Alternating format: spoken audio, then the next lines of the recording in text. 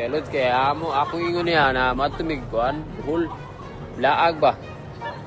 Buya asta naman ta na, di naman yung buhol. Ano niya ba? Dili ka? Ha? Surprise ka?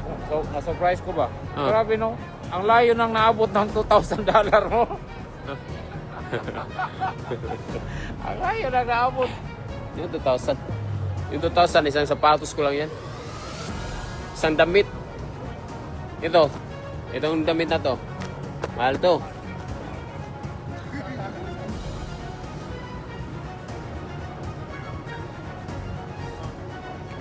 John Riel, angas ng Pinas Casimero, ibinasura ang issue na $2,000 lang ang kanyang kinita.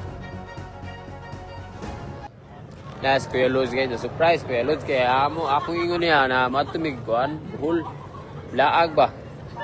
Buya asta naman ta na, di naman yung buhol. Ano niya ba? Grabe na ako buhol ba? Dili ka? Ha? Grabe na ako Surprise buhol. ka? So, na-surprise ko ba? Ah. Grabe no, ang layo nang naabot ng $2,000 mo. Ang layo nang naabot. Yung 2,000. Yung 2,000, isang sapatos ko lang yan. Isang damit. Itong damit na to. Mahal to.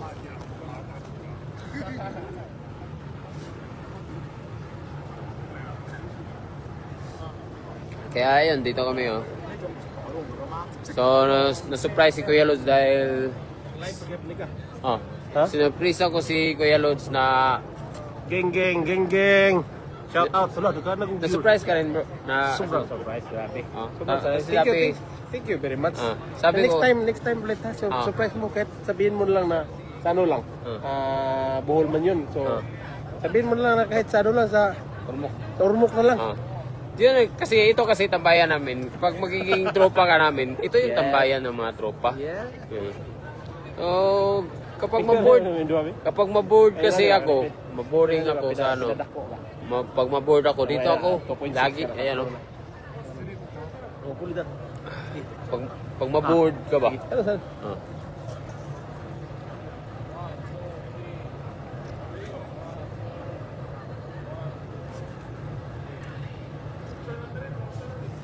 Kapag maboard kasi ako guys, dito ako tatambay guys.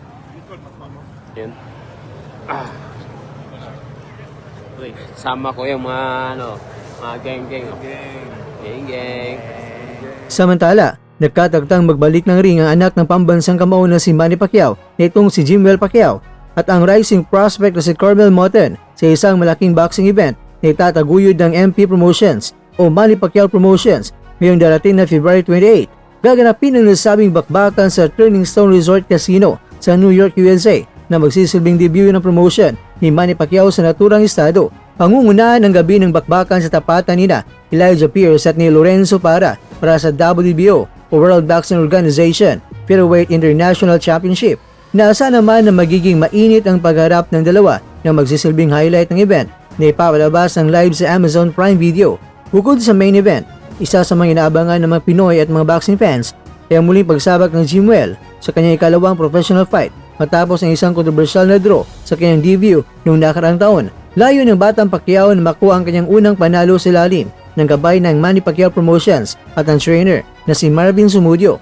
Makakasama rin sa card ang 19 anyos na sensation na si Carmel Moten. Si Moten mga kwento ay tinuturing na isa sa mga pinakamahusay na batang boksingero ngayon ay muling magpapakitang gilas upang mapanatili ang kanyang malinis na kartada.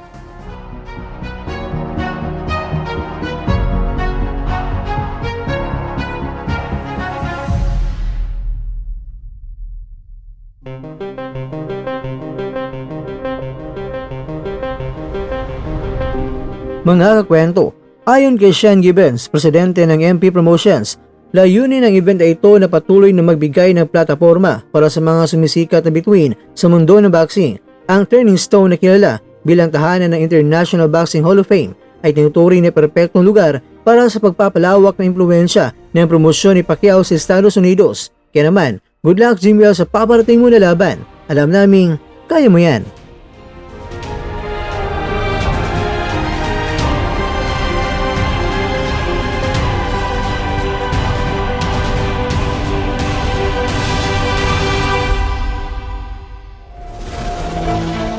At dyan, nagtatapos ang ating kwento.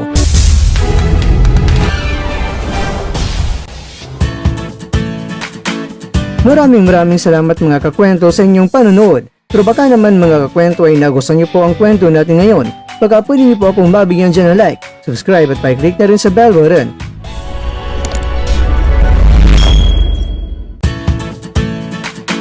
Pero bago tayo tatapos mga kwento, syempre, shoutout po muna tayo dyan sa ating mga kakwento.